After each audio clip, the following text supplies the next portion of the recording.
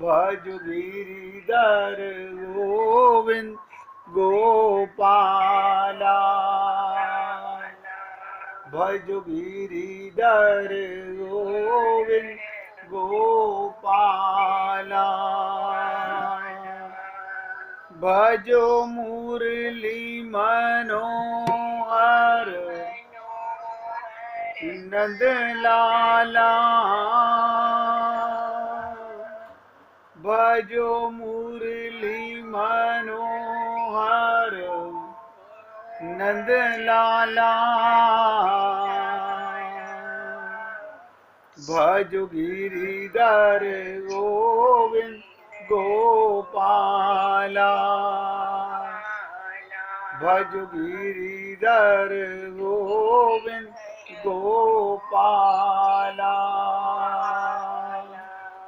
भजो मुरली मनोहर नंद लाला। भजो मुरली मनोहर नंद लाला। भज गिरिधर गोविंद गोपाला। भज गिरिधर गोविंद गोपाला। बोलिए वृंदावन बिहारी लाल की जय जय श्री राधे। जय जय श्री राधे। सभी भक्तों से निवेदन, आप लोगों ने बहुत एकाग्रता के साथ माया भ्रम के ऊपर पिछले 10 दिनों का सत्संग, मैं उम्मीद करता हूँ कि हृदयंगम जरूर किया होगा। मैं ये तो नहीं कहता कि 100% माया चली गई होगी, लेकिन कम से कम ये ज्ञान जरूर हुआ होगा कि माया केवल भ्रम है, सत्य नहीं है। जैसे रात्रि का देखा हुआ सपना सुबह ढूंढो कहाँ गया, समझ में नहीं आता। आप सोचिएगा ये सपना गया कहाँ, नहीं समझ में आता। ऐसे ये माया का भ्रम, अभी आप और हम लोग होश में नहीं हैं, आत्म जागृति में नहीं हैं, इसलिए हमको माया का भ्रम बना रहता है। अब माया का भ्रम, इसी को चिरहरण लीला के माध्यम से भगवान ने गोपियों के माध्यम से सबको बताने का प्रयत्न किया। अब बात आती है ये कि हमें आगे बढ़ने के लिए इसके बाद में दूसरा स्टेप क्या है, आत्मबोध। माया का भ्रम जब तक नहीं जाएगा तब तक आत्मा का बोध नहीं होगा, और आत्मा का बोध नहीं होगा तो कोई भगवत प्रेम का अधिकारी ही नहीं होगा, पाएगा नहीं। अधिकारी तो सब हैं,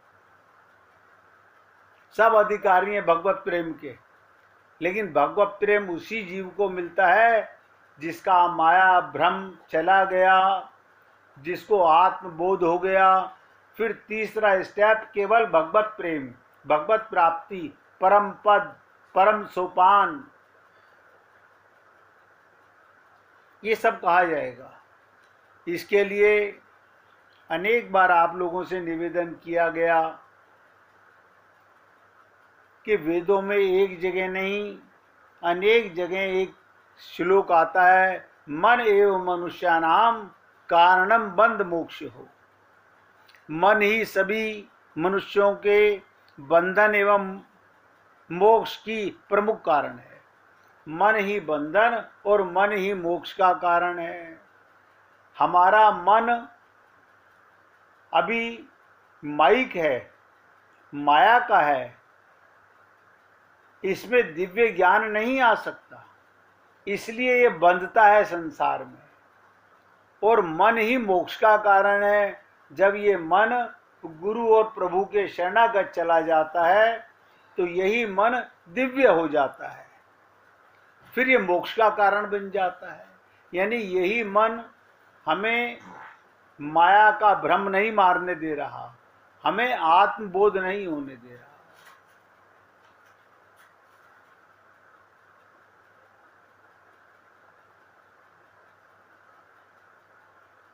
इसलिए मैं आपसे निवेदन कर रहा हूं, आज से आपके साथ आत्मबोध पर चर्चा करेंगे। मैं भी पूरा प्रयत्न करूंगा और आपसे निवेदन करूंगा, आप भी पूरा प्रयत्न कीजिएगा कि आपको जो आप हो अब तक उसका बोध नहीं है। सोच के देखिएगा माया का कैसा भ्रम है। हम अपने को शरीर माने हुए हैं, यही माया भ्रम है। ये आत्मबोध होने के बाद क्या होगा, छोटी सी 4 लाइन में समझ लीजिए। आत्मबोध कैसा होगा इसकी लंबी चर्चा होगी, लेकिन आत्मबोध होने के बाद क्या होगा, शरीर में रहेंगे, परिवार में रहेंगे, समाज में संसार में रहेंगे और शरीर के सारे विषयों का उपभोग करेंगे। अब ध्यान दीजिएगा, उपयोग और उपभोग में क्या अंतर है। अभी हम उपभोग कर रहे हैं, उपयोग नहीं कर रहे। लेकिन आत्मबोध के बाद किसी को नजर नहीं आएगा, आपको अनुभूति होगी अपनी, या आपके गुरु और उन संतों को नजर आएगा जिन्हें आत्मबोध हो चुका है। क्या होता है, किसी से फिर राग नहीं होता। सब नोट करो, आत्मबोध होने के बाद किसी से राग नहीं। राग नहीं तो साथ में हाथ के हाथ नोट कर लो, किसी से द्वेष भी नहीं होगा। एक से राग है तो कहीं ना कहीं द्वेष जरूर होगा। ये राग और द्वेष एक साथ आते हैं, जैसे अपना और पराया एक साथ आते हैं। अभी आत्मा हमारी लिप्त है, फिर निर्लेप हो जाएगी। क्या बताओ, मुझे कोई भी क्लेश नहीं है, दुख नहीं है, भय नहीं है, चिंता नहीं है। कमाल हो गया, सारा जीवन हो गया राग द्वेष क्लेश भय चिंता एक त्रुटि के कारण। हम आत्मा इस जन्म में नहीं, हर जन्म में आत्मा रहे हैं, लेकिन आत्मा बोध अभी तक नहीं हुआ है। इसलिए आपसे निवेदन करूंगा, पूरी एकाग्रता के साथ तन्मय होकर के शब्दों को पकड़ने का और पीने का। इसीलिए कहा गया श्रोतव्य मंतव्य निधिध्यासन। क्या मतलब, श्रोतव्य सुनना भी एक कला है, सुनना भी एक कला है। आप और हम लोग अभी अच्छे श्रोता भी नहीं हैं। श्रोता का मतलब होता है एक शब्द भी हृदय में जाने से ना रहे, फिर मनन करना, जुगाली करना, उसके ऊपर सोचना चिंतन करना, फिर निधिध्यासन आत्मज्ञान होने के बाद अब आत्मा का परमात्मा में स्थापित हो जाना, आनंद में रहने लगना। तो किसी से राग नहीं, किसी से द्वेष नहीं, आत्मा का आनंद। अब मुझे कोई दुखी नहीं, बताइए। इसके लिए मैंने कई मास पहले भी आपसे यज्ञवल्क्य जी के माध्यम से रामचरितमानस में इनका बहुत बड़ी चर्चा आती है। यज्ञवल्क्य की बहुत ध्यान से सुनेंगे। आत्मदर्शन का मतलब क्या होता है? आत्मा के बारे में ज्ञान। जैसे शरीर का आपको ज्ञान है, ये हाथ है, ये पैर है, ये आंख है, ये नासिका है।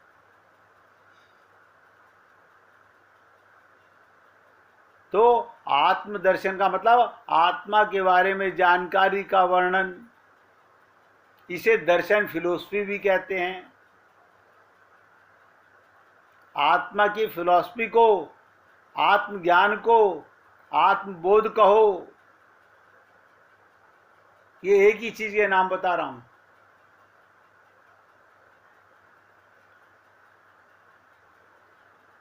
आत्मा निर्लेप है। निर्लेप का मतलब आत्मा का किसी से लिप्तता नहीं है। नोट करो, आत्मा का ना किसी से मोह है, ना ममता है, ना आसक्ति है। निर्लेप है, वो लिप्त नहीं है किसी में भी। आप कहोगे हम तो समझते हैं हमारी आत्मा बहुत प्यार करती है। आपको आत्मज्ञान है कहाँ हम लोगों को? ये मन प्यार करता है। मन है बंधन का कारण। मन बिगड़ा हुआ है। आत्मज्ञान तो हमें है ही नहीं।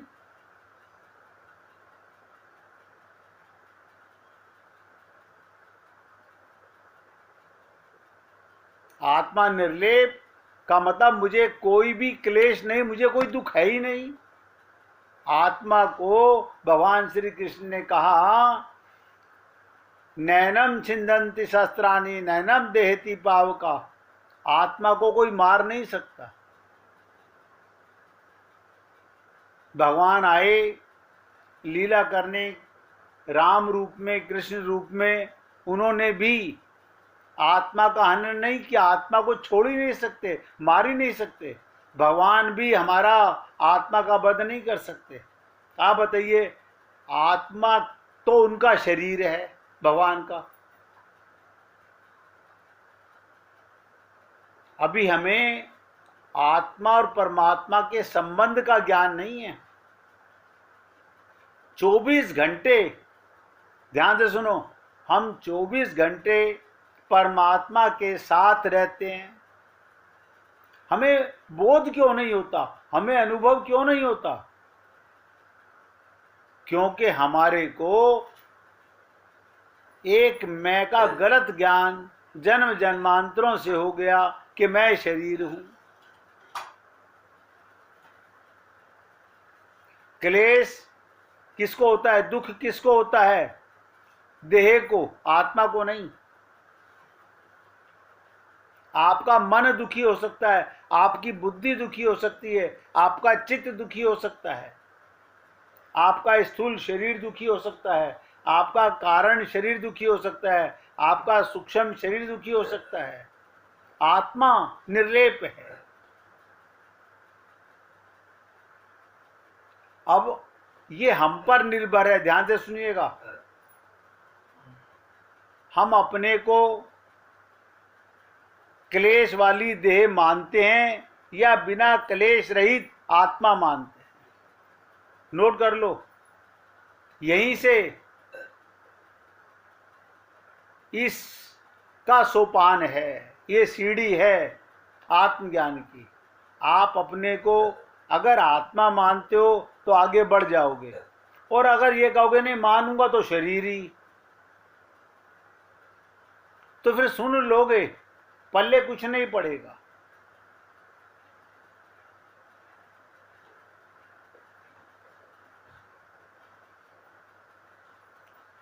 उसी के अनुसार हमारे अनुभव भी होते हैं। हम शरीर मानते हैं तो हमारे को शरीर के अनुभव, आँख का अनुभव, कान का अनुभव, नासिका का अनुभव, रसना का अनुभव। देखिए कमाल की चीज है। आत्मा मानने लगेंगे फिर क्या होगा? अनुभव बदल जाएंगे। जैसे गोपियां शरीर में रहते हुए हर पल आनंद का अनुभव करती हैं, ये बहुत इंपॉर्टेंट चीज है। अभी तो पल में दुख, पल में सुख, पल में ये, पल में ये। आज बहुत सुखी हूं, आज बहुत दुखी हूं, आज शरीर बहुत दुख दे रहा है, आज शरीर में बहुत कष्ट है। ये क्या कारण है? आत्मज्ञान ना होने का कारण है।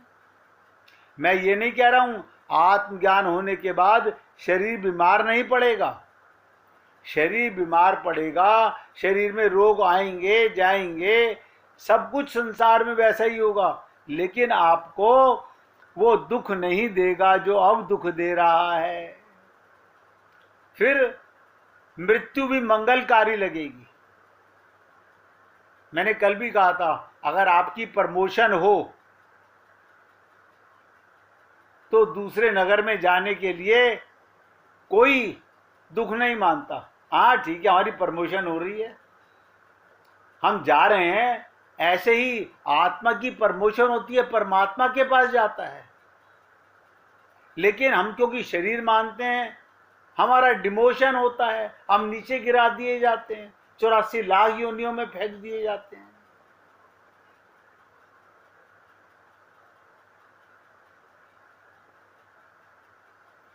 इसलिए हे पुण्य आत्माओं, इसी बीच में आपसे निवेदन करूंगा, अगर किसी को भी सुनने में, समझने में एक रत्ती भर भी अंतर आए तो तुरंत पूछ लीजिएगा। आगे लगली टांग से बढ़ने का लाभ नहीं है।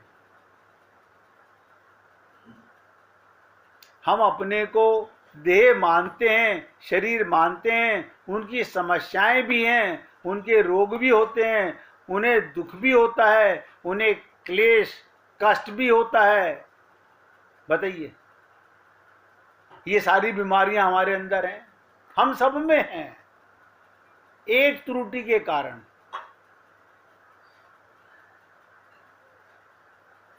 हमारे मन बुद्धि में एक बात बैठा दी गई हर जन्म के अंदर कि तुम स्त्री हो, तुम पुरुष हो। शरीर का हम शरीर मानने लगे, शरीर से पूजा करने लग गए, शरीर से मंदिर जाने लग गए, शरीर से गीता भागवत रामायण पढ़ने लग गए, शरीर से ही संत महात्माओं के पास जाकर के हम शरीर का सुख मांगने लग गए। आप सब नोट कर लीजिए, आज तक मंदिर में जाके हमने क्या मांगा? संतों के पास जाके क्या मांगा? बस किसी प्रकार मेरे शरीर को कष्ट ना हो, मेरे परिवार को कष्ट ना हो। संत महात्मा बहुत मीठी गोलियां देते हैं, ध्यान से सुनिएगा। वो कहते हैं हाँ चिंता ना करो बेटा, आपके सारे क्लेश मिट जाएंगे। अगर वो ये कहें कि आप गलत दुकान पर आ गए हो, ध्यान से सुनिएगा, आपको मेरे पास नहीं आना चाहिए, आपको किसी पंडित के पास, ज्योतिषी के पास, तांत्रिक के पास, डॉक्टर के पास जाना चाहिए। सीधी सीधी बात बोलता हूं। लेकिन संत महात्मा हमें जैसे बच्चे को संतरे की गोली देके बहकाते हैं, ऐसे हमें प्रलोभन देते हैं, आप चिंता ना करें, आपके सारे क्लेश समाप्त हो जाएंगे। क्यों?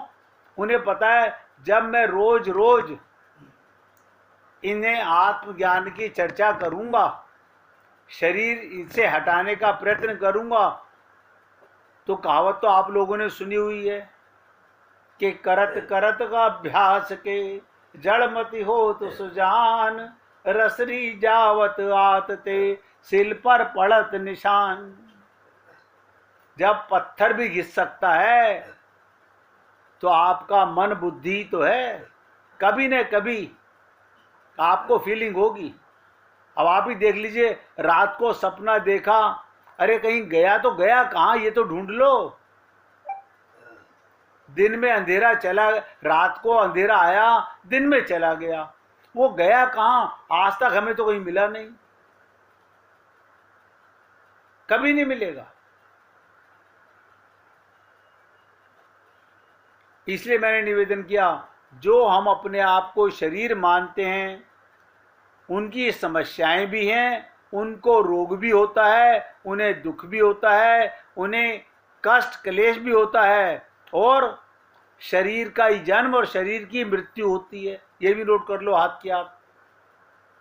आपका जन्म नहीं हुआ, शरीर का जन्म होता है। शरीर जिसका जन्म होता है उसकी मृत्यु होती है। भगवान का जन्म नहीं होता, भगवान का प्राकट्य होता है, अवतरित होते हैं, वो अवतार होता है। लेकिन आप और हम लोगों को ये ज्ञान नहीं है।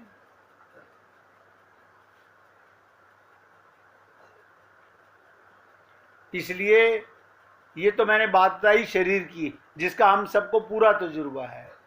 लेकिन जो अपने आप को आत्मा मानते हैं, अभी आप और हम लोग नहीं मानते, कोई बात नहीं, चिंता मत कीजिए, जल्दी ही मानने लगोगे और दुख से बाहर हो जाओगे, सही ट्रैक पर गाड़ी आ जाएगी। लेकिन बहुत से लोग कि नहीं, हम तो मानेंगे शरीर ही अपने आप को, शरीर के सुख को सुख, शरीर के दुख को दुख। तो भैया उनका कोई भला नहीं कर सकता। जो अपना स्वयं भला ना करना चाहे उसका कौन जबरदस्ती भला कर सकता है। इसलिए हे पुण्य आत्माओं, जो अपने आप को आत्मा मानते हैं, उन्हें कुछ नहीं होता। लिखो, उनके शरीर को दुख होता है, उन्हें नहीं होता। उनके शरीर को क्लेश होता है, उन्हें नहीं होता। चाहे उन्हें मानसिक क्लेश हो, चाहे शारीरिक क्लेश हो, ये सब देह के धर्म हैं। इसका मतलब आज तक जो हम करते आ रहे हैं वो हम शरीर का धर्म का पालन कर रहे हैं। आत्मा का धर्म तो हमें पता ही नहीं है। हम सब धार्मिक हैं। देखो कमाल की चीज, हम सब धार्मिक हैं और धर्म का हमें पता नहीं। शरीर माने संसार को धारण करना। अब जब तक शरीर मानेंगे तो संसार का ऊंचे से ऊंचा सुख, इंद्रियों का बड़े से बड़ा सुख पाने की चेष्टा करेंगे। और आत्मज्ञान होगा तो आत्मा का धर्म परमात्मा को धारण करना, बस।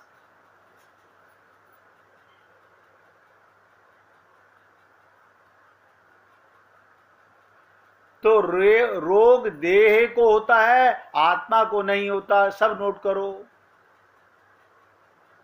समस्याएं शरीर के लिए हैं, आत्मा की कोई समस्या नहीं। ये संबंध शरीर के हैं। शरीर का संबंध संसार, क्या मतलब, मिटने वाले का संबंध मिटने वाले के साथ है। शरीर क्षण भंगुर कब मर जाए पता नहीं। जहां आपका शरीर गया, संसार से संबंध खत्म हो गया। इनका आत्मा से कोई संबंध नहीं है।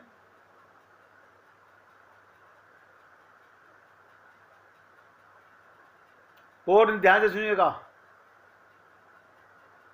आत्मा दो नहीं एक है।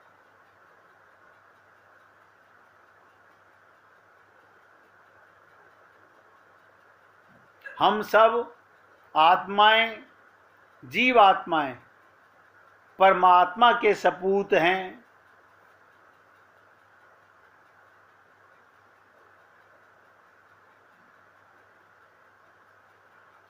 इसी प्रकार संत महात्मा, ये जो आप कहावत सुनते हो ना, पूत सपूत तो का धन संचय, और पूत कपूत तो का धन संचय।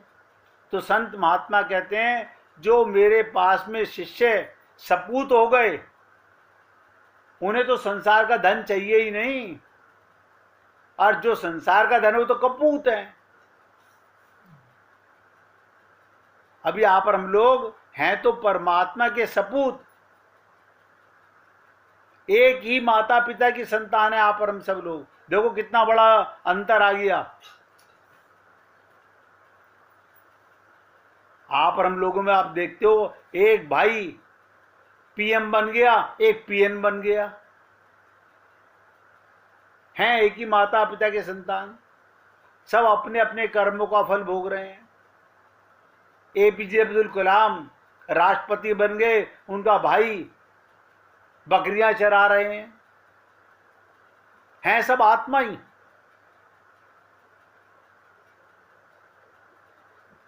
तो फिर द्वैत ही नहीं है तो संबंध किसके साथ होगा? हम सबका संबंध एक परमात्मा के साथ है। उस परमात्मा को राम कहो, कृष्ण कहो, विष्णु जी कहो, शंकर जी कहो, अल्लाह कहो, जीसस कहो, किसी नाम से पुकारिए, वो एक आप परमात्मा है, हम सब उसकी संतान हैं। 1 मिनट कीर्तन करके फिर आगे बढ़ेंगे।